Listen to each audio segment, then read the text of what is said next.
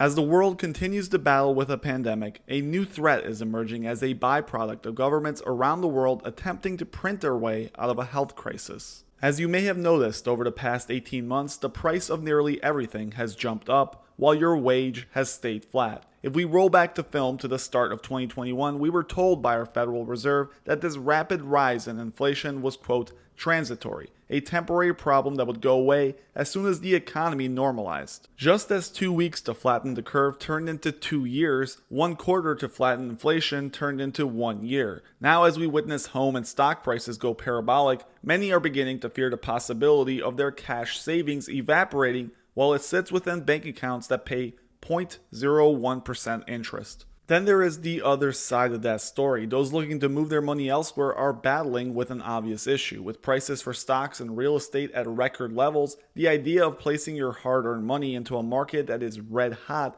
is psychologically difficult. Who would want to invest at a peak and watch their hard-earned money evaporate in a massive drawdown that everybody told you was a bubble anyway? In today's video, we explore this problem by looking into the Buffett investing philosophy and investigating if his ideas can save you from what may be an upcoming period of severe inflation. However, before we begin to go down that road, I need everyone watching this video to understand something somewhat controversial. Based on some simple statistics, the average US citizen doesn't really care too much about their cash savings evaporating in an inflationary crisis. That is because the average US citizen has close to nothing in their bank account. According to data provided by the Federal Reserve, the median household bank balance in 2019 was $5,300. That might be enough to cover an emergency, but it's definitely not enough to cause panic because the inflation rate is 10%. In fact, I would argue that most Americans actually benefit from severe inflation in the short term. The average US household has a mortgage balance over $194,000, a student loan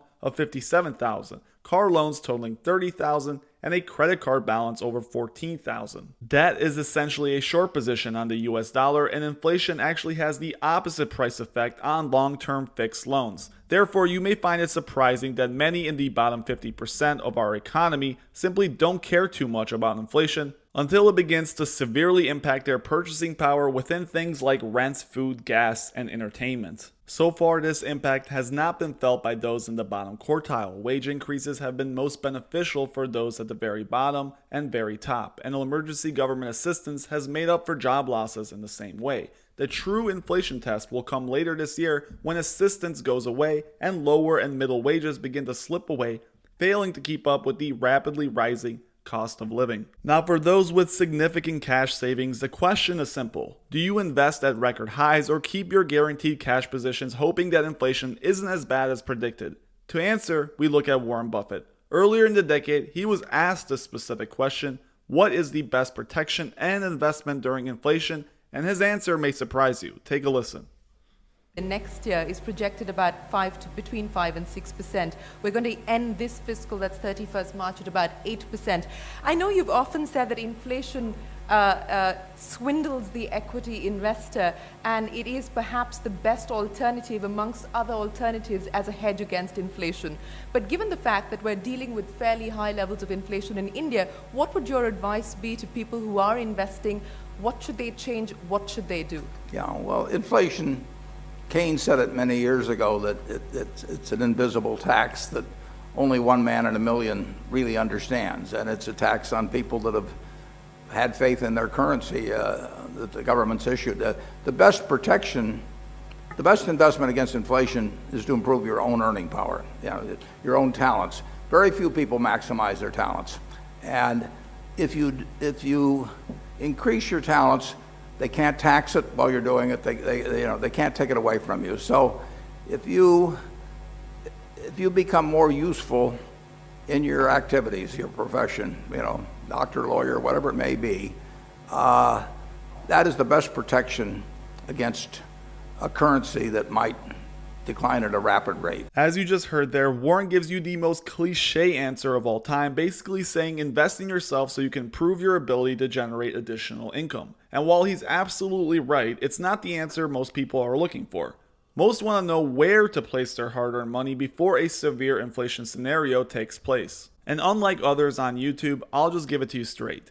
Nobody really knows. Overall, we have a fair idea. One thing that is for sure is whatever happens to inflation, the last place you want to be is in the US dollar. Cash is trash, and that is nothing new. The value of the US dollar has declined over 94% since 1930. And this continued demise will do exactly that. Continue. In fact, every single fiat currency that has ever existed in history has eventually failed. The two longest surviving ones, the US dollar and British pound, have both lost the vast majority of their original value. One place where you may believe you are protected from the invisible tax is real estate, and that is exactly what Warren answers in this next clip, where he was asked why Berkshire doesn't focus more on real estate investments. Take a listen. We don't have any competitive advantage over experienced real estate investors in the field, and we wouldn't have if we were operating with our own money as a partnership. And if you operate as a corporation such as ours, which is taxable under Chapter C of the Internal Revenue Code, you get a whole layer of corporate taxes between the real estate income and the use of the income by the people who own the real estate.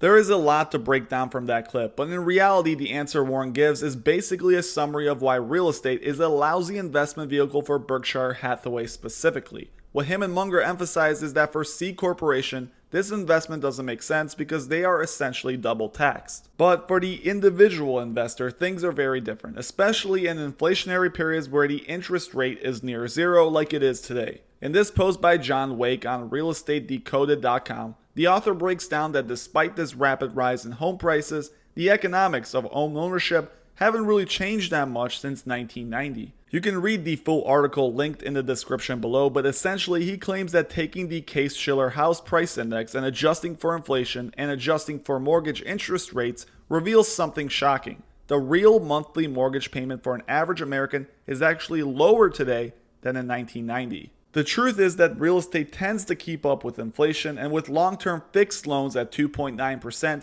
you can rest with ease that even if inflation jumps up in the next 30 years, that will only help that debt burden.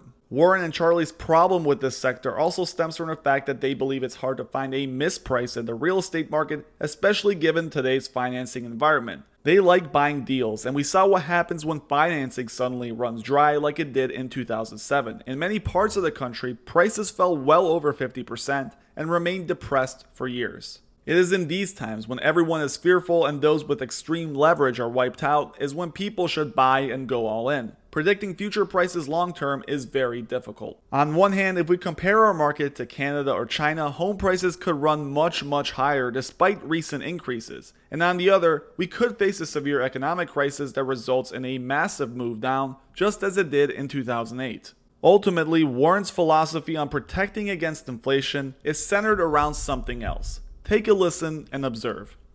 And the best investment, passive investment, I think is a good business. If you own an interest in a good business, you're very likely to maintain purchasing power no matter what happens to the currency. But it's interesting in the United States. The value of the dollar since I was born has declined by 94% to 6 cents. So inflation is a very cruel tax on people who believe in fixed dollars, but things can work out pretty well even during inflationary times. I mean, if somebody told me when I was born, that the dollar bill is going to go to 6 cents, I might have said, let me go back. I'm not interested in emerging into that kind of a world. But actually, it's worked out pretty well, so I have no complaints. As you can see, his thoughts regarding protection against high inflation are pretty simple. Invest in businesses that have pricing power, businesses that can pass down higher input costs to their customers and at the same time not lose them because of this action. Think about some of your favorite brands and businesses that you will be willing to spend more money on right now. For Warren, this is the key. If a business can keep its margins by moving its sales price, it can and will thrive in a high inflationary period. One company that we can argue does exactly this is Apple. Apple has continued to push the price of many of its products year after year, and with such a strong brand filled with people who are stuck within their ecosystem of products, Apple, in my opinion, can significantly raise prices without affecting sales. It has demonstrated this in recent years with the iPhone. Back in 2007, the original iPhone adjusted for inflation cost $605. The average iPhone 12 now costs around $850. This is also why you see many famous investors betting on high inflation yet long big tech names with similar pricing powers. For an example, Michael Burry, who has various calls on Google and Facebook. Finding which exact bet will protect or even make you money during these times of crisis is very hard, and no one will have the perfect answer on YouTube. Ultimately, you do not want to be holding US dollars, and being diversified between real estate, great businesses, the S&P 500, and precious metals will give you the ultimate safe haven that should do well in at least protecting your wealth against the printer at the Federal Reserve. As always, thank you guys for watching, and please make sure you hit that subscribe button if you enjoyed.